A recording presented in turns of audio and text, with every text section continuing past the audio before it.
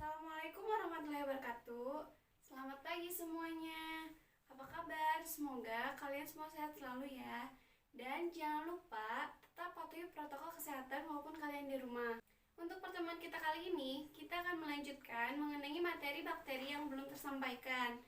Tetapi sebelum memulai pembelajaran, alangkah baiknya kita berdoa terlebih dahulu. Berdoa dimulai. Berdoa selesai. Nah, kalian langsung buka Google Classroom-nya ya, dan langsung diisi absensi pertemuan kita kali ini. Dan jangan lupa tetap stay tune di WhatsApp group. Nanti kita setelah materi ini akan melanjutkan diskusi di WhatsApp group.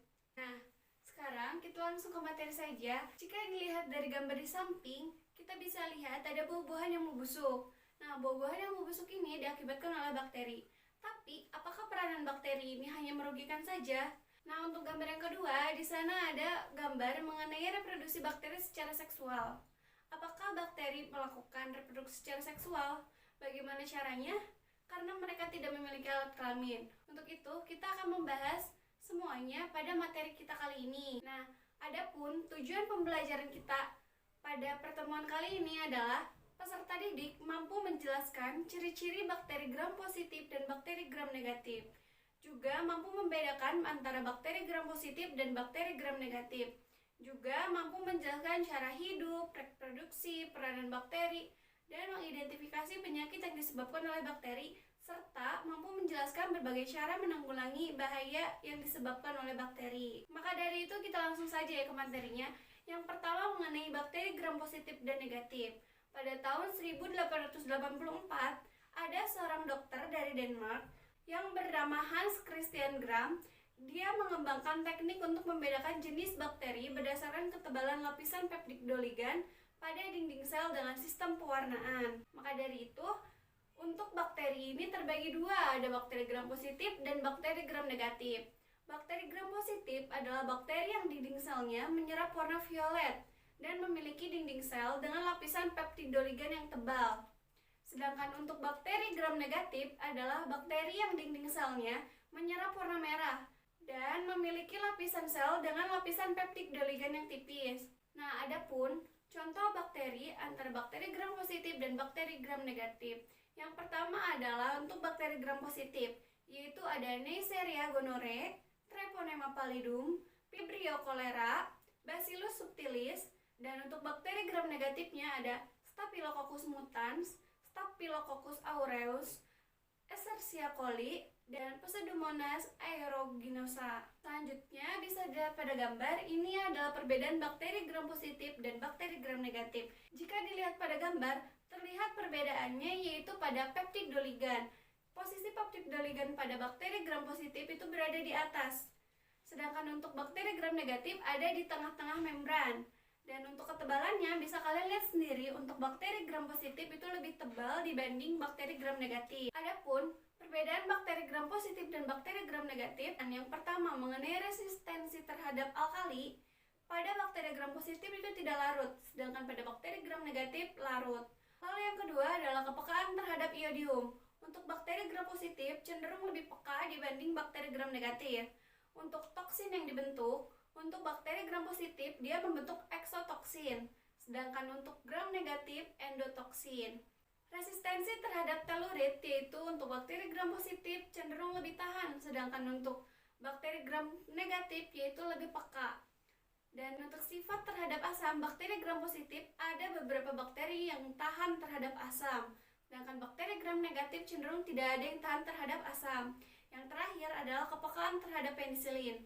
Bakteri gram positif cenderung lebih peka karena memiliki lapisan peptidoligan yang tebal, sedangkan untuk bakteri gram negatif kurang peka. Selanjutnya kita akan bahas mengenai cara hidup bakteri. Pertama, yaitu bakteri autotrof. Bakteri autotrof adalah bakteri yang dapat membuat makanannya sendiri dengan menggunakan energi yang berasal dari senyawa anorganik. Ini terbagi menjadi dua, Yang pertama ada fotoautotrop dan yang kedua adalah kemoautotrop. Fotoautotrop adalah bakteri yang dapat membuat makanannya sendiri dengan menggunakan energi yang berasal dari cahaya matahari atau melalui proses fotosintesis. Sedangkan untuk kemoautotrop adalah bakteri yang dapat membuat makanannya sendiri dengan menggunakan energi kimia. Lalu yang kedua adalah bakteri heterotrop. Bakteri heterotrop adalah bakteri yang mendapat makanan berupa senyawa organik dari organisme lain, jadi dia tidak membuat makanannya sendiri. Terbagi menjadi 3, yang pertama adalah saproba. Bakteri saproba adalah bakteri yang memperoleh makanan dengan cara menguraikan organisme yang sudah mati atau bahan organik lainnya. Yang kedua adalah parasit. Parasit ini adalah bakteri yang mendapatkan makanan dari tubuh organisme lain yang ditumpanginya, jadi dia hidup menumpang, dan parasit ini cenderung akan membunuh inangnya sendiri. Yang ketiga adalah mutualisme. Mutualisme adalah bakteri yang mendapatkan makanan dari organisme lain, tetapi mampu memberikan keuntungan bagi organisme pasangan simbiosisnya. Jadi antara yang ditumpanginya dan organismenya sama-sama mendapatkan keuntungan. Selanjutnya adalah bakteri berdasarkan kebutuhan oksigen. Bakteri ini terbagi menjadi 3. Ada aerob, anaerob fakultatif, dan anaerob obligat. Yang pertama adalah aerob. Adalah bakteri yang membutuhkan oksigen untuk hidupnya. Bila tidak ada oksigen, maka bakteri ini akan mati. Yang kedua adalah anaerob fakultatif. Adalah bakteri yang dapat hidup dengan baik bila ada oksigen maupun tidak ada oksigen. Jadi bagi bakteri ini ada ataupun tidak ada oksigen sama saja. Yang ketiga adalah anaerob obligat. Untuk bakteri ini tidak membutuhkan oksigen dalam hidupnya. Justru bila ada oksigen, maka bakteri ini akan mati. Selanjutnya kita akan membahas mengenai reproduksi bakteri. Reproduksi bakteri ini ada 2, secara seksual dan secara seksual. Untuk yang pertama kita akan membahas mengenai reproduksi seksual. Reproduksi seksual berupa pertukaran atau perpindahan materi genetik DNA, disebut juga dengan rekombinasi genetik. Rekombinasi genetik menghasilkan 2 sel bakteri dengan materi genetik kombinasi keduanya. Hasil anakannya ini sama dengan induknya. Untuk reproduksi seksual dibagi menjadi 3. Ada transformasi, ada transduksi, dan ada konjugasi. Yang pertama kita akan membahas mengenai transformasi. Transformasi merupakan proses perpindahan materi genetik DNA ke dalam sel. Yang pertama, DNA yang ada di sel ini pecah atau selnya ini lisis, lalu dia akan menempel dengan bakteri lain yang nantinya ada kombinasi dari keduanya dan menghasilkan anakan baru. Yang kedua adalah transduksi. Transduksi adalah proses perpindahan materi genetik DNA dari satu sel bakteri ke bakteri lain melalui perantara bakteriofag.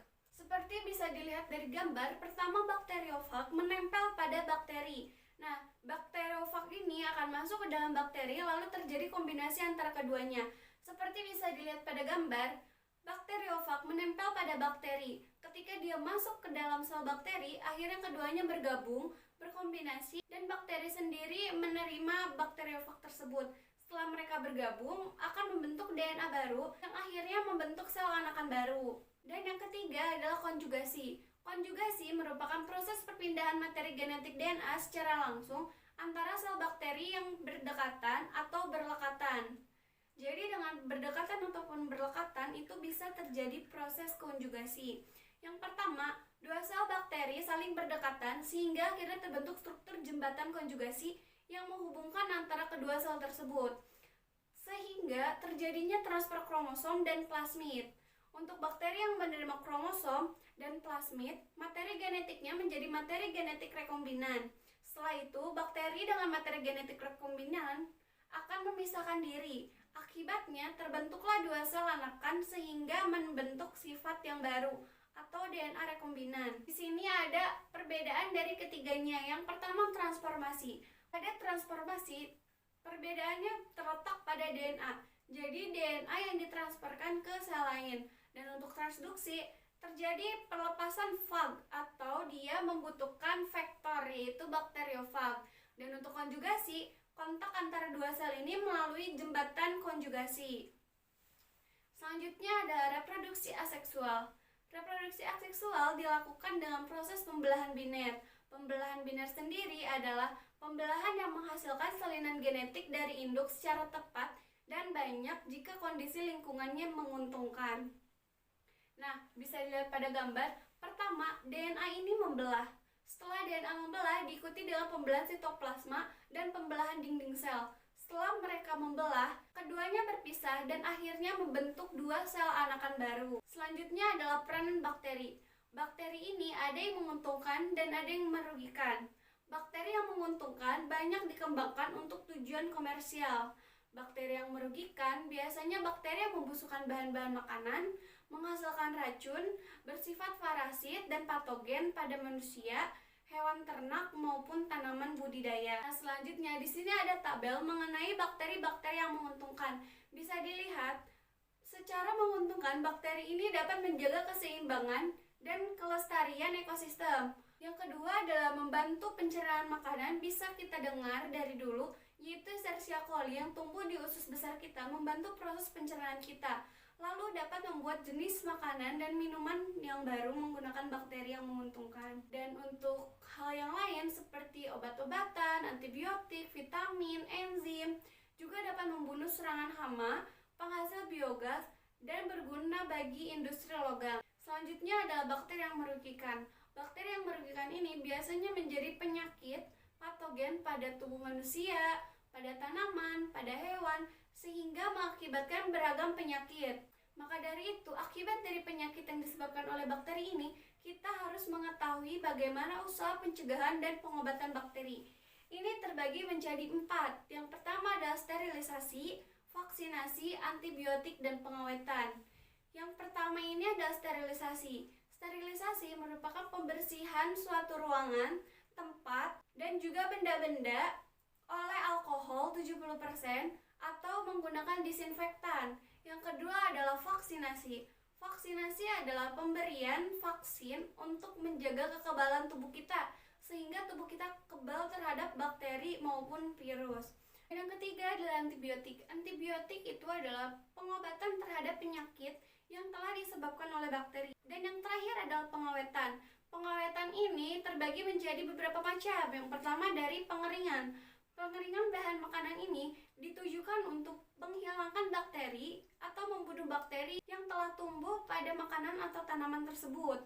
Karena bakteri ini tidak tahan terhadap suhu yang ekstrim. Yang kedua adalah dari pengemasan. Pengemasan yang baik dapat mencegah bakteri untuk tumbuh pada makanan atau tanaman tersebut. Yang ketiga adalah penggunaan bahan-bahan kimia lain juga ditujukan untuk mencegah bakteri itu hidup. Yang keempat adalah pembekuan. Pembekuan ini ditujukan untuk mengenai suhu juga, karena bakteri tidak bisa tumbuh pada suhu yang ekstrim. Ketika bakteri dalam lingkungan yang dingin, suhunya ekstrim, dia cenderung akan dorman atau akan mati. Sekian pemaparan materi pertemuan kita kali ini. Sebelum ditutup, Ibu akan memberikan beberapa kalimat motivasi, yaitu pendidikan adalah senjata paling ampuh yang bisa digunakan untuk mengubah dunia. Jadi jangan ragukan pendidikan, tetap terus melanjutkan pendidikan karena pendidikan tidak terbatas oleh usia. Dan selanjutnya kita akan diskusi mengenai pertemuan kita kali ini melalui WhatsApp group. Terima kasih atas perhatiannya. Wassalamualaikum warahmatullahi wabarakatuh.